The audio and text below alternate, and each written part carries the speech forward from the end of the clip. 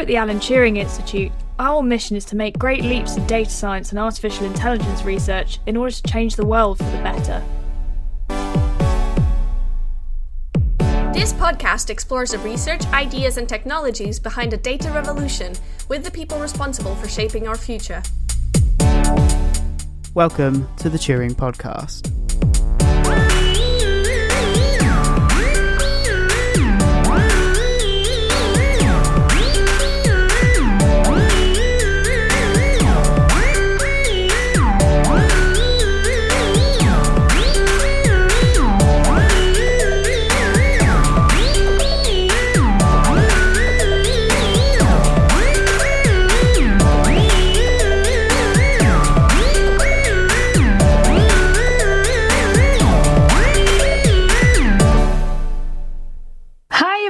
Welcome back to the Turing Podcast. We have a very special episode.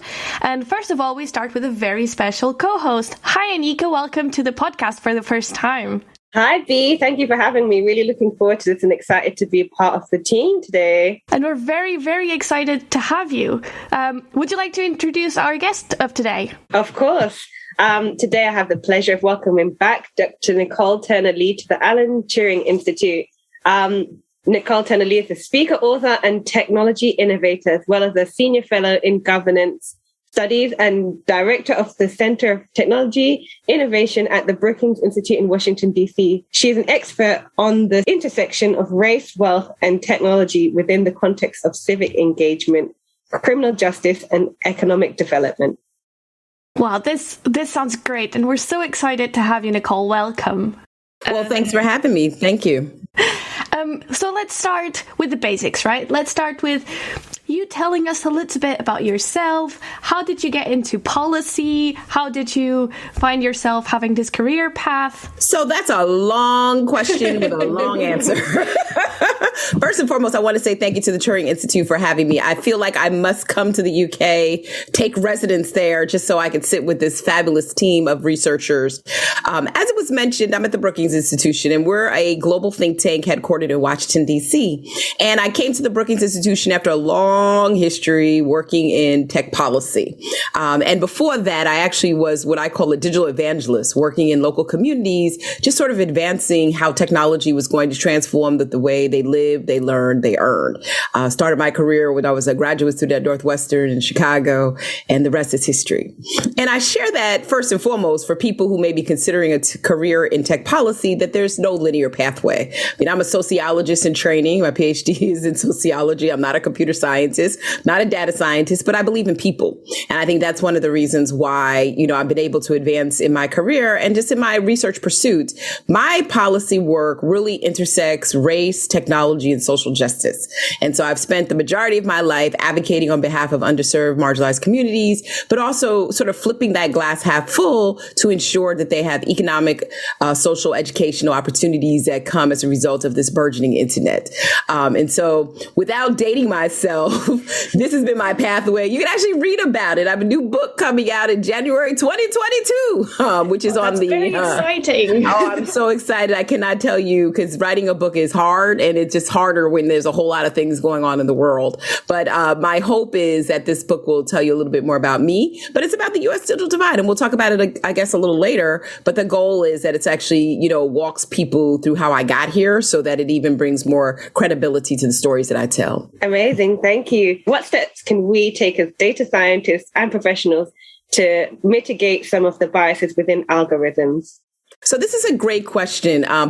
Partly because my research portfolio at the Brookings Institution delves into three areas. One, I've already spoken about, which is the digital divide. The second one are just generic and general policy issues like privacy, spectrum, 5G, etc.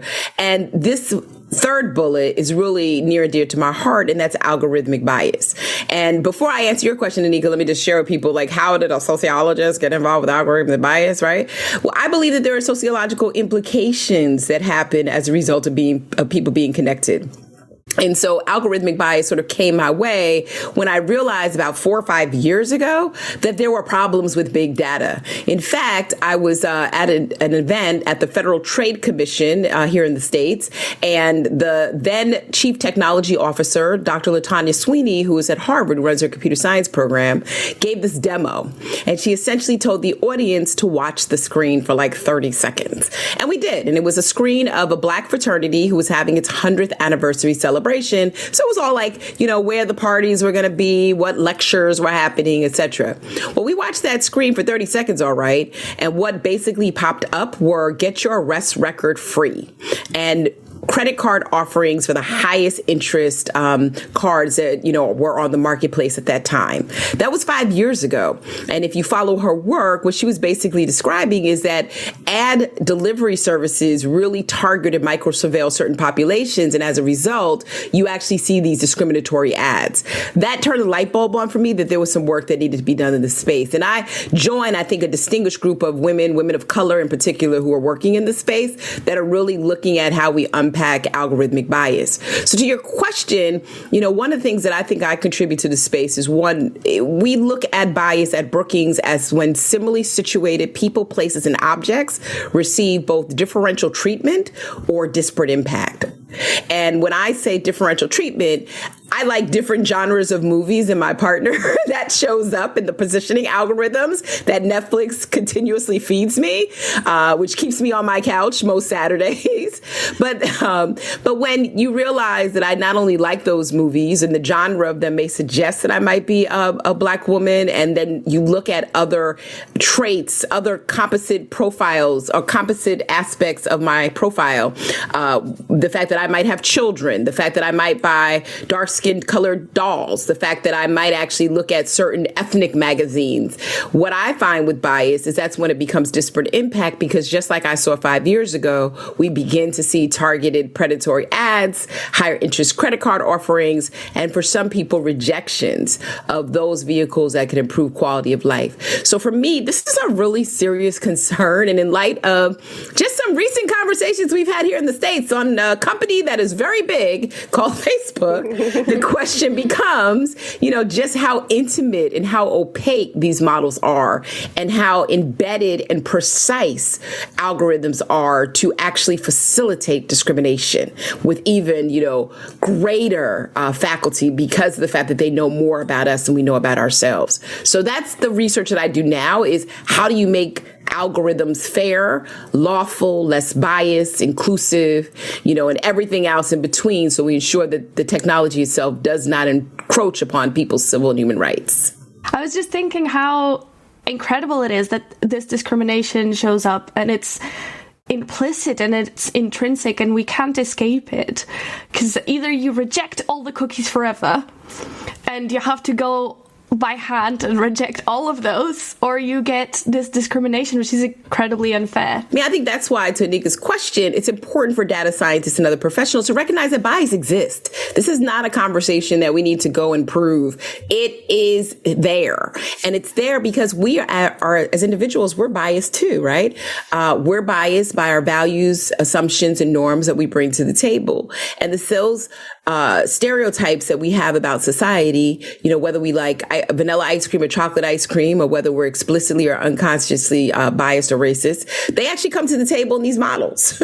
And I think that's something that I want to see data scientists sort of take on, just this idea that you start out with models that have that potential for fallibility, just simply because we're bringing ourselves to the table. Once you recognize that, it makes it so much easier to have a conversation with a sociologist who is constantly seeing how these issues play out. But you're right, it's intrinsically baked in the model. And these algorithms are not static because they go into a context in which they have the potential to further perpetuate systemic inequalities. And I think that's the key thing too. These are not just models in a lab. These are models that actually have the can implicate people based on their economic, social, educational standing within societies.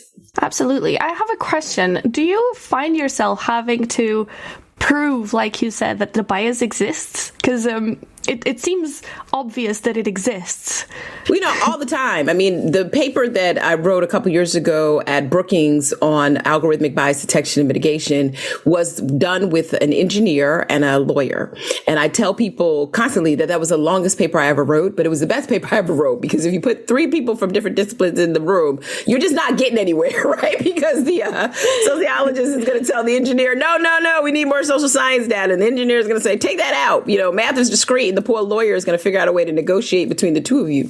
But at the end of the day, that paper actually informed me to the fact that we have to have these conversations. And as a sociologist, I'm obviously not going to be able to provide the amount of noise or blind algorithms so that they do not see the type of different inputs that go into that model. And obviously, as a policymaker as well, I'm not going to be able to say that the model called X. This is not claiming malfeasance on the part of developers. I'm not sitting there telling developers in any way that you're discriminatory racist. What I'm saying to you is that we have to go into these models recognizing that whatever we do in terms of technical cadence has to prepare for bias, because there is the potential that the interaction of that, variable that used to be maybe 100 variables on an individual, which is now amounting to millions of variables on one person, could actually interact differently with something.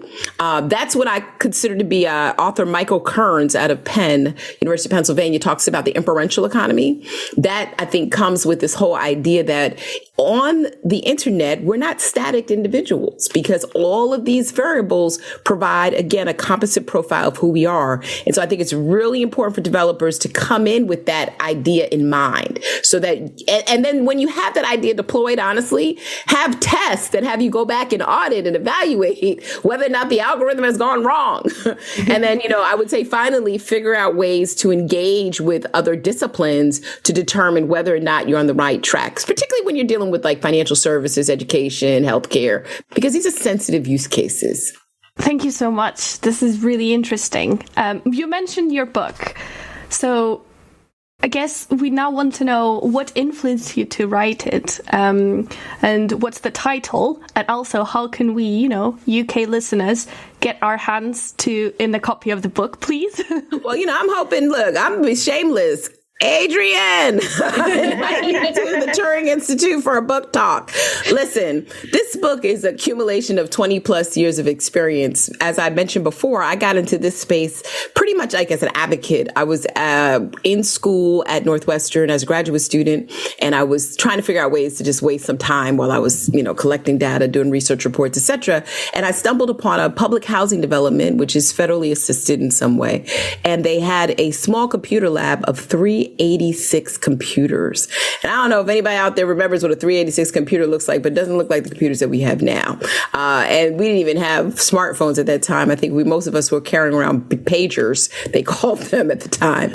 But again, I'm not trying to date myself, but that's the era in which I started. And that experience allowed me to see that we have just very deep systemic inequalities here in the United States. We have a tale of two cities, the haves and the have-nots, those that have the privilege of access to communications infrastructure and those who do not.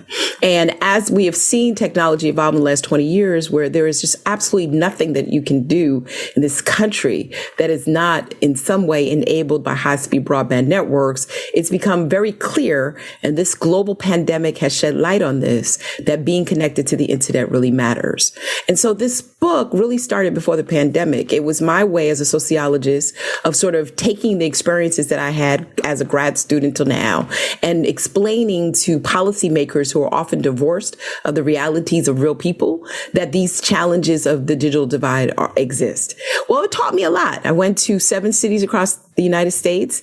I took off my normal, office gear and put on my running shoes and a jacket and walked around and spoke to people in the street. And I met some amazing people, from farmers to low income single mothers to folks that own beauty and barbershops to young girls that had to walk to the local McDonald's to get access to broadband just to do their homework. I went to rural communities, southern white communities, met people in tribal lands. And to me, that experience really shed light that we have broken the social contract when when it comes to digital access in this country. The digital divide didn't start during the pandemic. It's been in the making for over 20 years. And so the book is entitled Digitally Invisible: How the Internet is Creating the New Underclass. And it's this conversation on, where we have come in the years that the digital divide was birthed by my friend Larry Irving, early 2000s, and how the digital divide is no longer binary. It's not a conversation between those who are online and those who are not. It's a conversation of survival. It's, if you don't have a smartphone, internet, and a credit card, you're not getting a ride sharing service or a house sharing service. If you're not connected to the internet, you're one of those 50 million school age kids, 15 to 16 million of them exactly in the United States that did not have access to broadband to get online to do schooling during the pandemic. And so for me, these are serious issues that should renew our concern for why this is not a pandemic issue.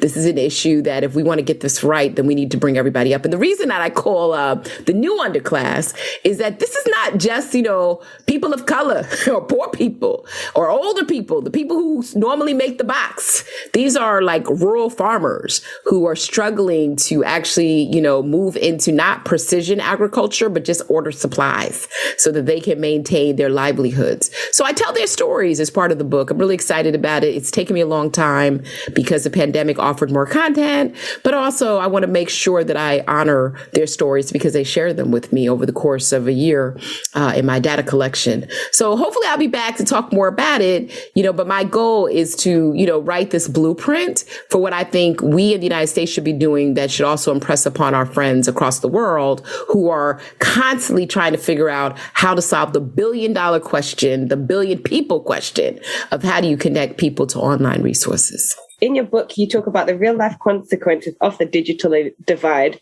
The phrase itself is somewhat sticky and can mean a number of different things. So perhaps we should clarify what exactly do you mean by the digital divide and how can we close this gap? Yeah, so that's interesting, right? Because the digital divide, like I mentioned, it tends to be who's online, who's not online, who has a device, who doesn't have a device. And I think that that's a very constricting way to look at digital access. I mean, right now, I tell people, even with digital literacy, we're not talking about putting people in programs. This is intuitive. If you didn't know how to use technology before the pandemic, you are now seeing your doctors online.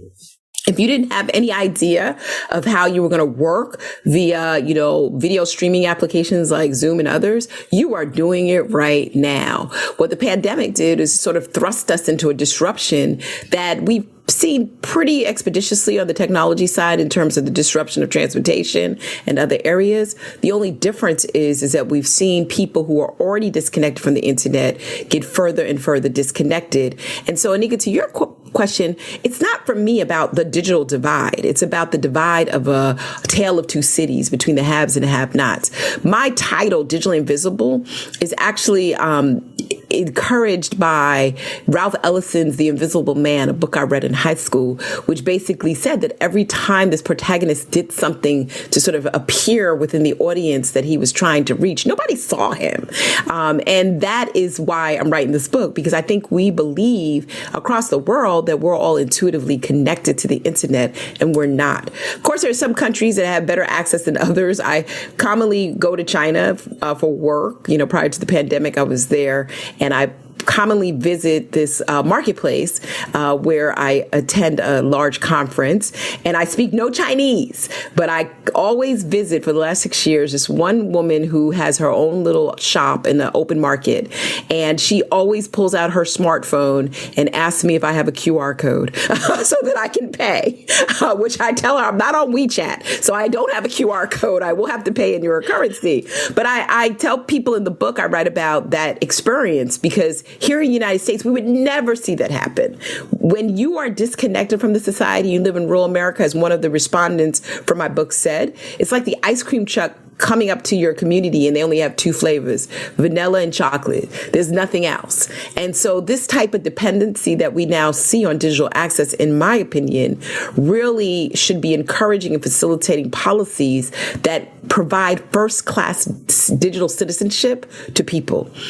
We have problems with misinformation. We have problems with algorithmic bias, all as byproducts of a burgeoning digital economy. But let me tell you something. If you're not connected to the internet, internet, there's a high likelihood that you're also not getting a ride sharing service in your community, or you're being passed over when it comes to the types of discounts that are offered to people who are connected. You're calling an agent on a telephone who does not exist. And so to me, there are costs to actually being disconnected that make this conversation around the digital divide less consumptive and much more related to the productive economy.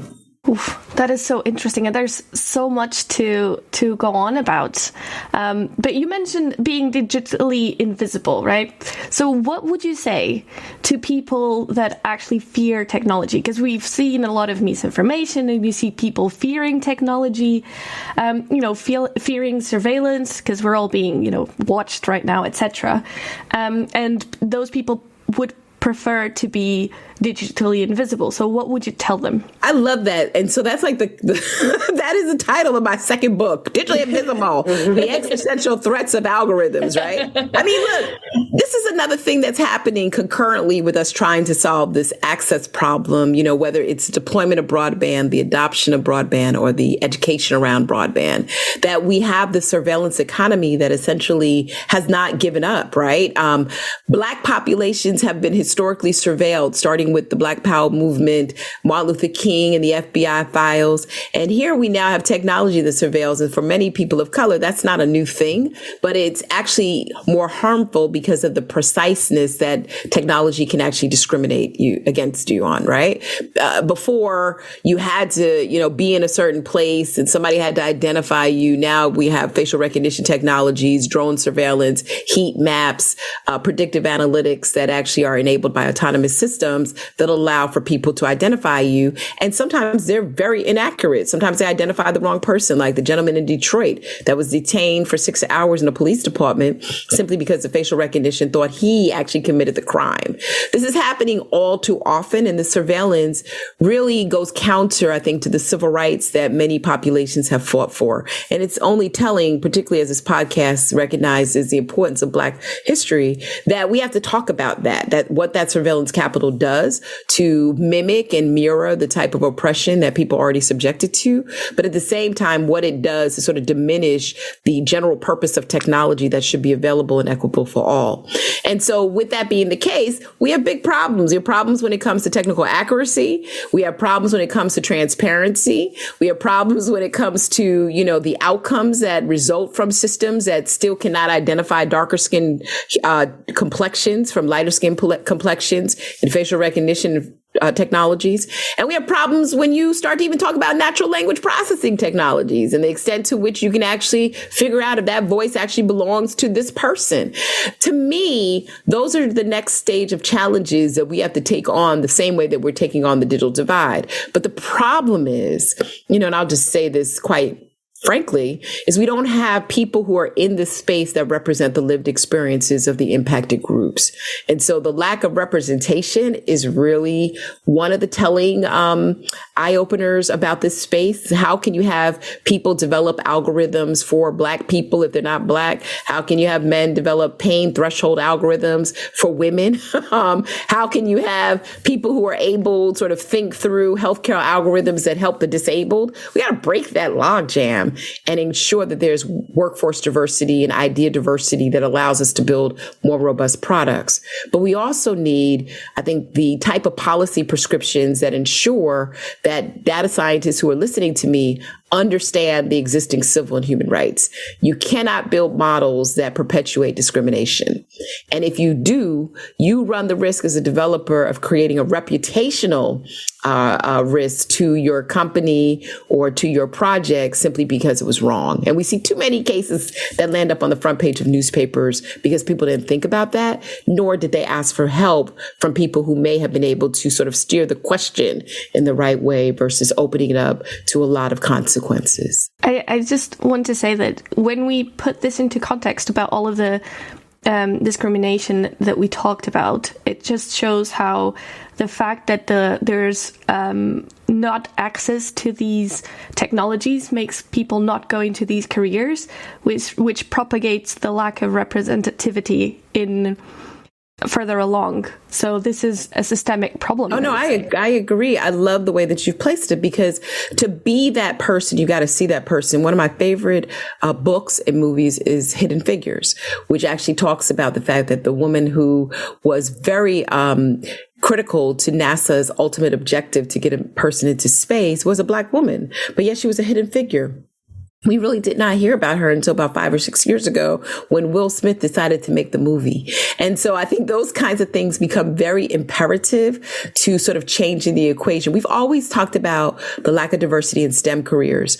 I am not a data scientist. In fact, I did not do very well in computer science, moving that darn cow, an inch as part of my required courses in undergrad. But I'm a sociologist who can help bring a socio-technical perspective, a body of settled research on why the use of name or photos can be discriminatory as proxies. I'm able to help determine whether or not there are eligibility metrics that we need to be more careful of. I think you've got to have sort of a potpourri of actors at the table when you're designing. And if you don't know, I'm working on this big, hairy, audacious goal one day to sort of do a reading list just for students to look into that can help temper their work. Because I, like many other people who listen to this, I'm a wonk.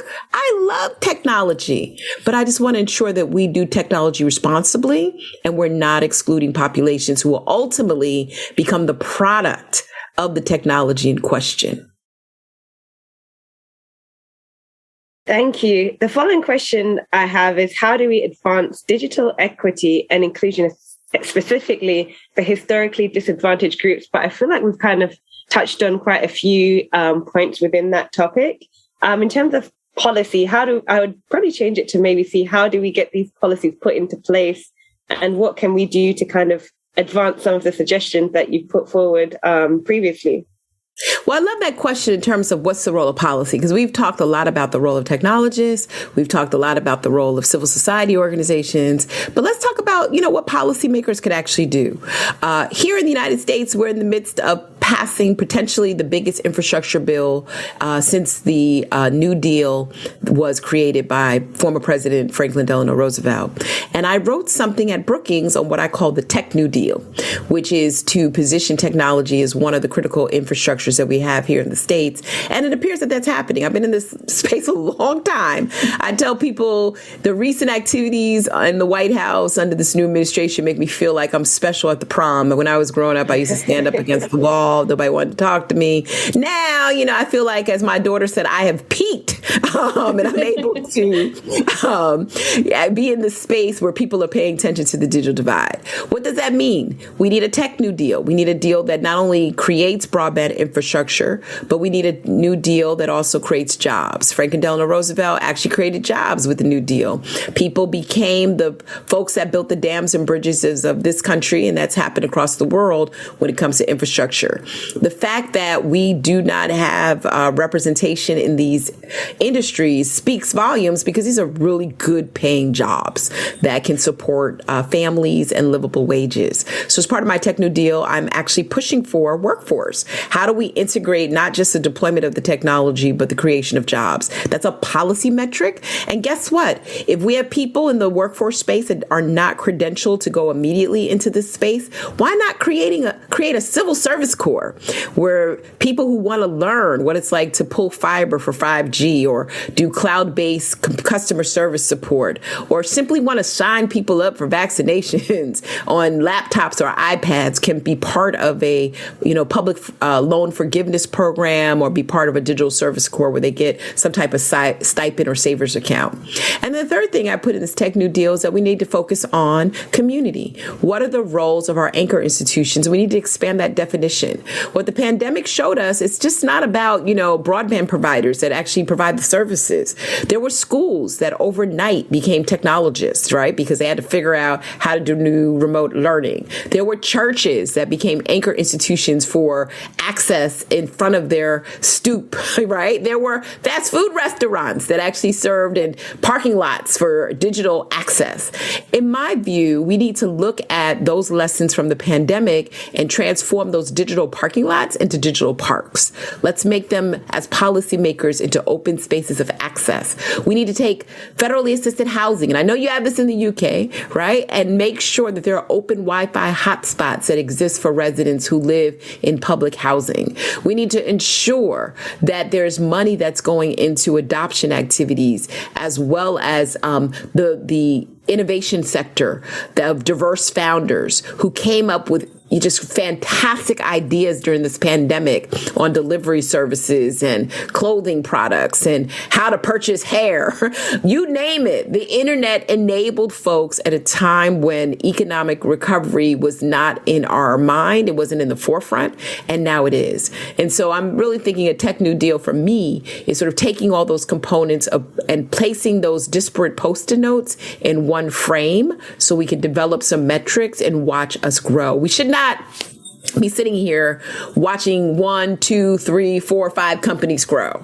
We should actually have the technology again move from a consumptive, I'm just the consumer, I stand in line, I get my technology, I go and do the things that I want to do, I put my apps on there, to productive. I build these networks because they are the future of our critical infrastructure assets. That is really cool. I'm just thinking about, everyone knows the 5 companies that grew over the pandemic as like names popping into the mind of everyone at this point. I always laugh when people say there are 5 companies that grew. I'm like, every company is a technology company. I mean, my bank is like, take a picture of your check, every company is now a technology company. The challenge is accelerated digitization forced companies to become technological. And if you didn't have that bandwidth, you're not here. That's the problem, right? That these companies were forced to close. I was in a neighborhood just the other day that I had not visited for quite some time.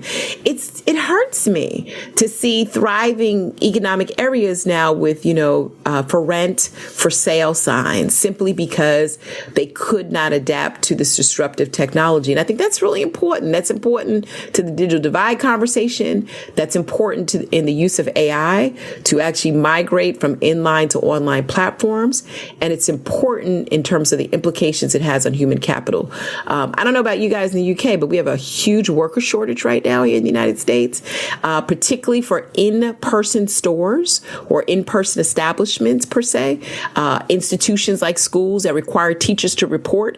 I like to call them like these non-remote jobs are not able to secure workers. And I wonder why. So I'll be curious. I don't do this work, but my colleagues do at the Brookings Institution. But I'd be curious to see just how many of these jobs migrated online. But this is cool, because I think this segues really nice into the next question that we had for you. Like, we talked about, the data and the algorithms and the policy makers and stuff. But as we touched on earlier, it's the data itself that has the biases, and the data is created by all of us, right? Because we are the product that companies and algorithms read. So what can we, the listeners, not data scientists, not, anyone that has a specific job, whatever walk of life we've come from and whatever industry we work on, what can we do to make a positive change? That is a great question. Again, given the timely events that have happened recently with the Facebook whistleblower, it's only appropriate that we sort of think about how do you take those conversations that happen in Senate hearings and bring that to everyday people so they understand, just what is happening when they are actually interacting with these new emerging models. I think it's really hard. I mean, part of me wants to relate this to the evolving communications infrastructure. There was a point when we had rotary phones. There was a point when we actually read, newspaper that spelled like ink. There was a point that, we were more like civic journalists, looking at the validity, and accuracy of the content in which we consumed. And here we are today. Most of our content is online. Most of our content is probably debatable because it may not also be true. And most of our content is in real time. There are instances where, as consumers, that has enabled us. The murder of George Floyd was publicized and, really just had a domino effect globally as many people took to the streets to uncover the fact that Black lives didn't matter. And there were things that we had to do to sort of redress that injustice. Those for me are the moments in which I'm particularly proud of the internet as a sociologist who studied social movements to know that people can actually engage in collective action via online platforms that are productive and stand up for democracy and freedom. Same token, We have times where that same tool can promote hate speech and incite insurrections that we didn't know were happening in the same playground in which we all are playing. I tell folks when it comes to the algorithmic economy, I often feel like a little kid on a playground. When I was growing up, it was recess and the teacher would send us out to the monkey bars, the swings, the sandbox, the slide. Some of us went to the slide, some of us went to the sandbox, some of us went to the monkey bars. And at some point we just sort of rotated, right? And said, I want to get on the swing. It's my turn. We waited in line just to get on the swing. Well, the algorithmic economy doesn't do that. We don't move out of our filter bubbles. We don't move out of our affinity groups. So the white supremacists sit on the swings. The Black Lives Matter people sit in the sandbox. The cyclists sit somewhere on the monkey bars, right? And nobody gets up to actually recognize just how connected we are. So with that being the case, I think consumers have to understand that this is the internet ecology in which we live.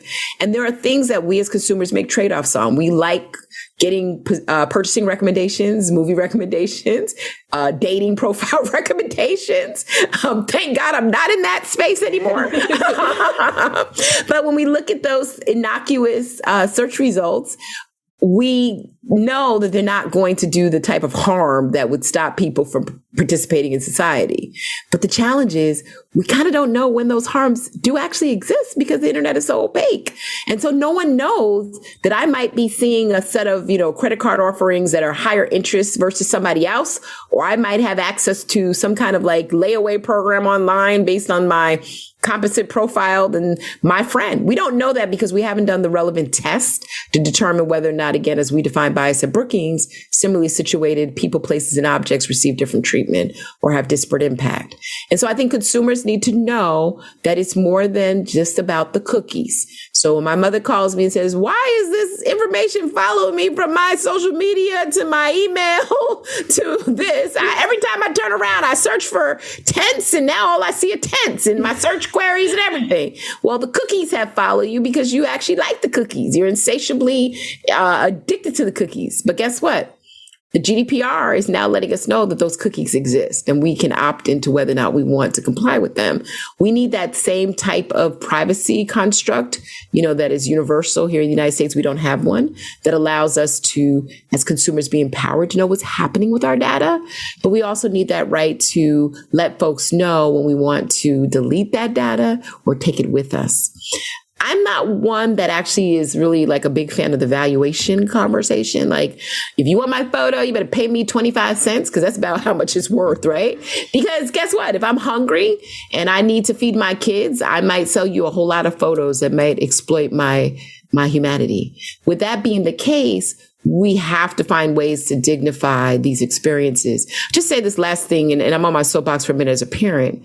What has been disturbing for me in the last 24 hours is that the algorithms themselves, and again, this is in no slap in the face to any one company, because I think we're talking about one company, but algorithms are in every company, and even in the public sector and government. But what really has attuned to me, be based on your question, is I have a daughter that is very much part of the social media universe. In fact, I'm constantly saying as a parent, get off that phone, get off that app.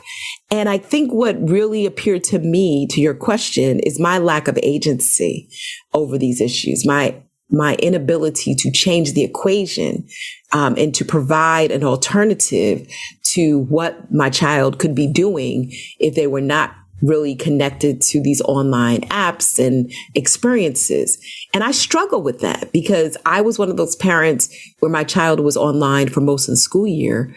But at the same token, I was mad, but I couldn't be that mad because she now knows how to work independently, collaboratively, and use tools that I never even imagined learning at 14 years old. And so I think for consumers, we have to make sure we're educated and we have to empower our own agency around these things. And we need to take that and make sure that we are sort of the keepers of our households when it comes to the technology accessing our data and that of our families. So I'm sorry, I'm like a Black Baptist preacher on these issues because my mind is always thinking about these things, or anybody's preacher for that matter. My pastor goes way beyond his time when he's preaching. But, for me, these are like personal issues because they actually really matter more than ever before. I was going to say that that's absolutely right. I have a teenage niece, goddaughter as well. So I think that all of the algorithms to suggest videos on TikTok, we have no control over that. And she might watch all of these random things that are definitely not age appropriate. And then what can we do about that? I was thinking the other day, because I'm working on some research now on an algorithmic Energy Star rating, sort of like a labeling system that would allow people to sort of understand the technical cadence, the public policy implications, as well as provide a consumer feedback loop. Hopefully I'll get this article done in the next 24 hours because it's going to go in a book. But, it's been hard because my mind is still not settled on the direction in which I want to take the research. But as I've been thinking about this, maybe it's not a bad idea to think about the rating systems that we have in movies, that G, PG-13, R, MA, and think about the content that our kids are exposed to. It might help with the agency that I feel that I've lost as a parent because I'm not certain, what my child is looking at and what the implications are in terms of the level of the content, particularly for young people. I don't think we need to prescribe that to older people, but I think for young people, it may be particularly interesting to think about some type of rating system. Yeah, just like video games has currently. Yes, that's what I was thinking that the other day. Like, could we actually impose, hey, Turing folks, rating system. If this is something of interest, email me. But, I was thinking, like, could we actually do something like that actually mirrors other types of infrastructure where we're trying to cut down and reduce some of the deleterious effects? Just to say as well, we did touch on the fact that Black History Month currently in the UK, the month of October. This has been celebrated in the UK for more than 30 years now. And it's a month, for those who do not know, it's a month that was originally founded to recognize the contribution that people of African American, Caribbean, Black descent have made over several generations. And as it is Black History Month, we'd love to know which African American or Black individual has inspired or influenced you. Yeah, that's a great question. First and foremost, let me actually do a big shout out to the folks who are celebrating Black history in the UK. I absolutely love London. Had the opportunity to go during Christmas, and I've had the opportunity to go at other times, and it is absolutely one of my favorite places to go. So I want to put that out there. Any opportunity I get to come there, I do take it. And I'm sad because I haven't been there in a while. With that being the case, in the spirit of the UK, and I'll say this because it's a podcast and you can hold me to it. Obviously, my favorite person of color that I would like to shout out who has origins there is Idris Elba. Hopefully my partner will not be listening to this, but it kind of looks like him. There were some standards set, and all of the other, let me clean this up, all the other great actors of color, the Black actors in the UK that come to the United States and just do incredible roles and incredible film and television. Shout out to them because we haven't talked about it here. We've primarily talked about broadband access, but media diversity also matters. And having images on screen actually speak to those hidden figures and give people hope that think that their stories are not narrated appropriately in our communication streams. It's so hard for me to think about role models because, honestly, I'm a person who was post-60s. In fact, my dissertation was on the impact of the civil rights movement on people like myself, whose parents were the beneficiaries of civil rights outputs. I didn't live through segregation per se, but my parents did, and their parents did.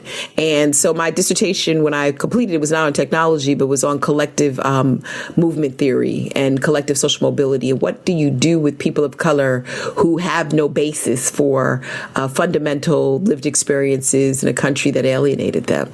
And what I found was people like myself, we found ways to live through the legacies of Harriet Tubman and Sojourner Truth, Martin Luther King and Malcolm X, Muhammad Ali, Lee and other leaders who suggest the story of resiliency.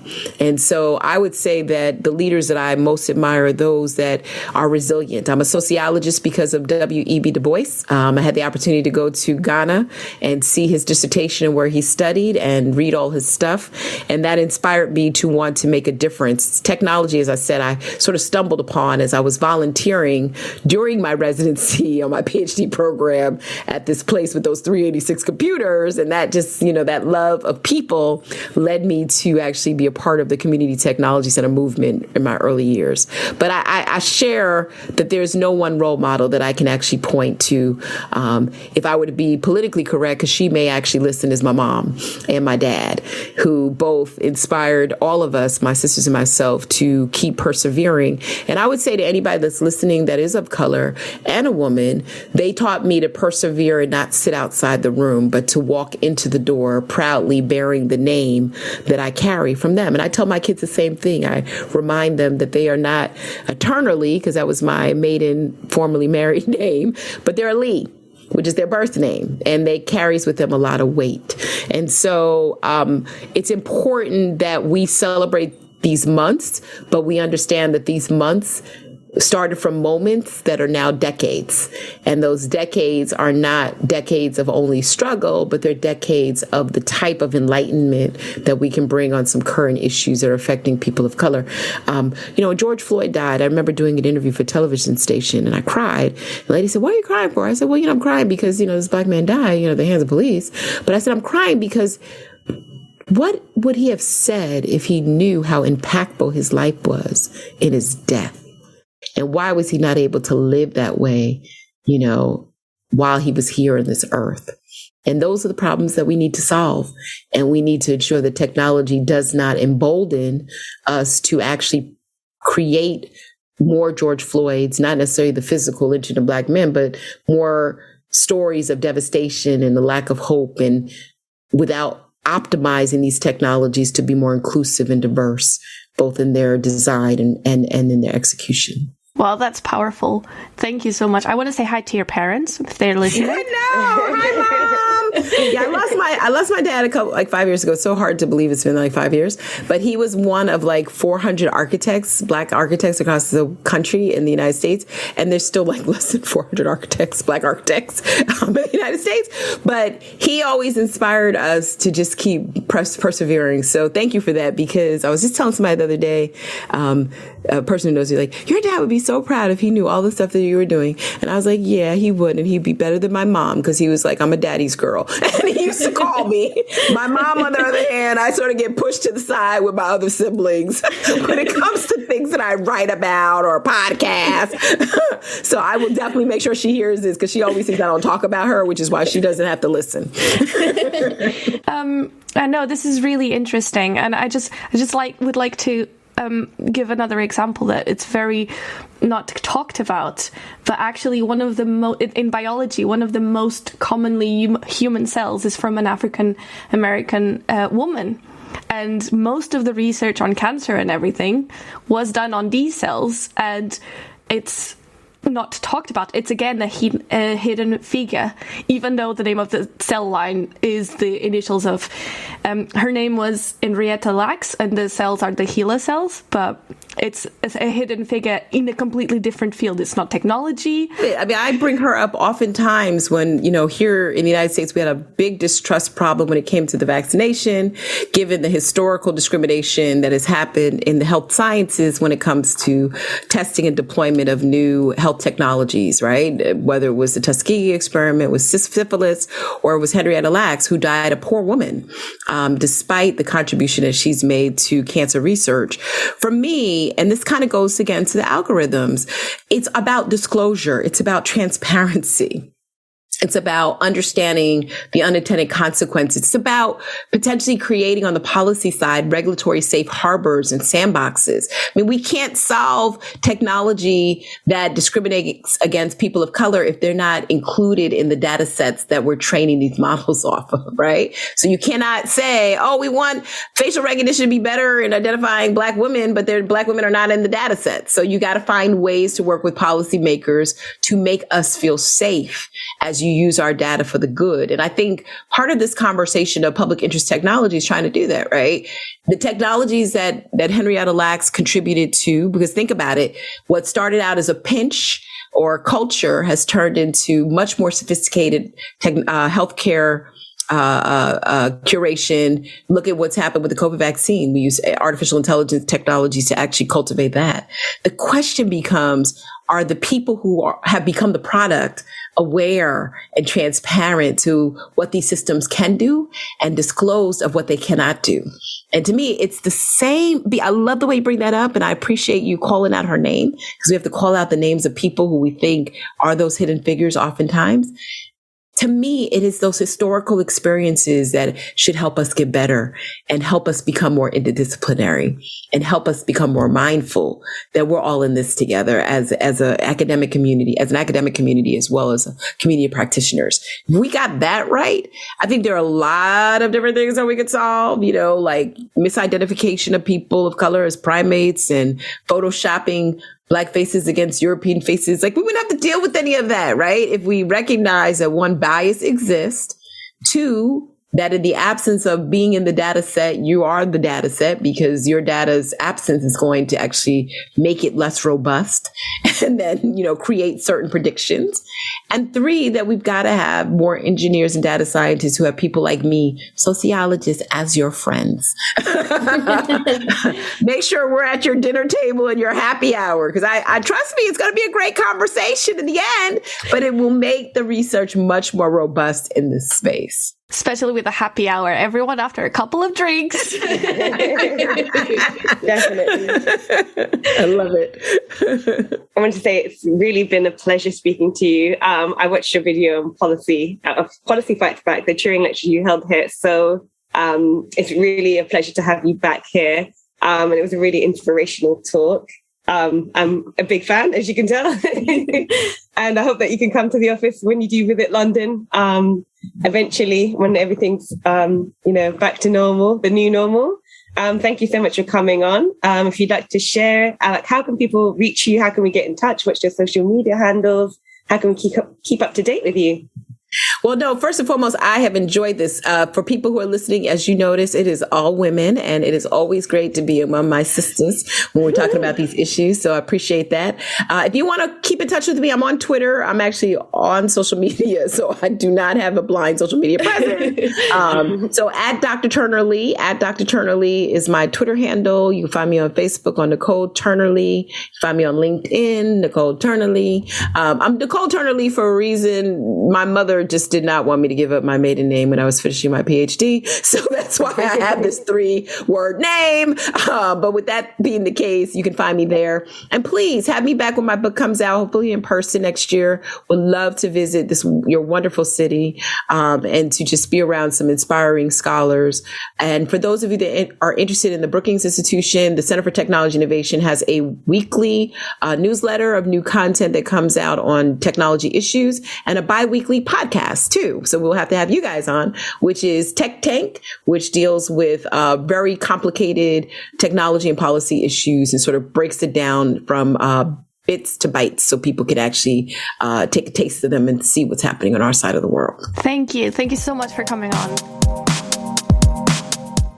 If you have an interesting topic you'd like featured on the show, a guest recommendation or a burning question, email podcast@turing.ac.uk.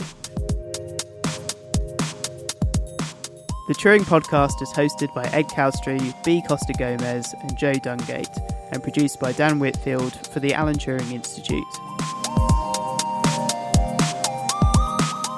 Music for the podcast was provided by Jam and Sun. You can check out his latest releases at jamandsun.bandcamp.com.